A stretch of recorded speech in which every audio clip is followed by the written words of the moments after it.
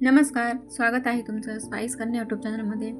तर आज आपण एकदम चविष्ट लागणारी अशी शेंगड्यांची भाजी बनवलेली आहे. तर ह्या शेंगड्या बाजारातून आणताना शक्यतोवर कोवळ्या आणल्या ना तर भाजीची चव खूप छान लागते. आणि ही भाजी मोसमी आहे, फक्त हिवाळ्यामध्येच ह्या शेंगा आपल्याला पाहायला मिळतात. तर अशा निवडून घ्यायच्या, मी तुम्हाला व्हिडिओमध्ये जसं दाखवलं आहे ना. दोन्ही साईडचे टोकं तोडून टाकायचे आणि मधले जे आहे शेंगाचे छोटे छोटे तुकडे करायचे. आता आपण ह्या शेंगा कोवळ्या व्यवस्थित निवडून घेतलेल्या आहेत. आता आपण ह्या निवडून झाल्या की एका पातेल्यामध्ये टाकून त्या उकडून घेणार आहेत. 5 ते 6 मिनिटांमध्ये व्यवस्थित उकडून होतात. कोवळ्या असतील तर पटकन उकडतात आणि थोड्याशा निबर असतील तर मग वेळ लागतो.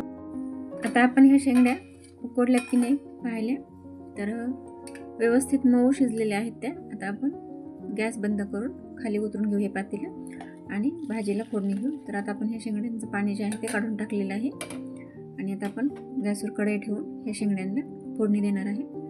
तर आता कढईमध्ये आपण 2 ते 3 चमचे तेल घातलेलं आहे आणि आता तेल तापलं की आता आपण मोहरी, जिरे, खूप कमी साहित्यामध्ये पण ही भाजी जी आहे ना खूप टेस्टी लागते.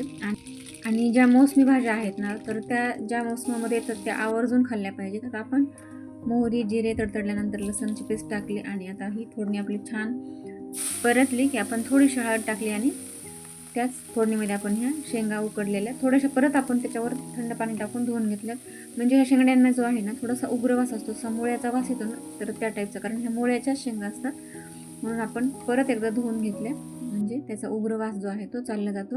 आणि आता तेलामध्ये ह्या शेंगाला आपण 2 ते 3 मिनिटांपर्यंत छान परतून घेणार आहे.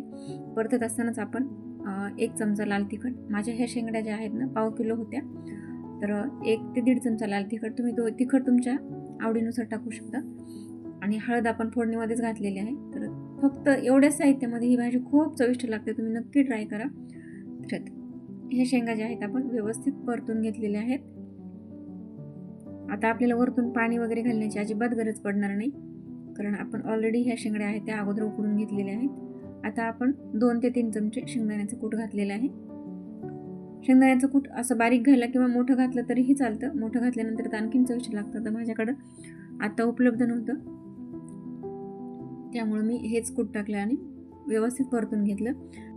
तुम्हाला आपल्या चॅनलवरच्या रेसिपीज कशा वाटतात ते कमेंट करून सांगत जा. आणि तुम्ही जर आपला व्हिडिओ हा पहिल्यांदाच पाहत असाल तर आपल्या चॅनलला सबस्क्राईब करा आणि पूर्ण व्हिडिओ पहा, स्किप न करता. आणि तुम्हाला हा व्हिडिओ कसा वाटला ते नंतर कमेंट करून सांगायला विसरू नका.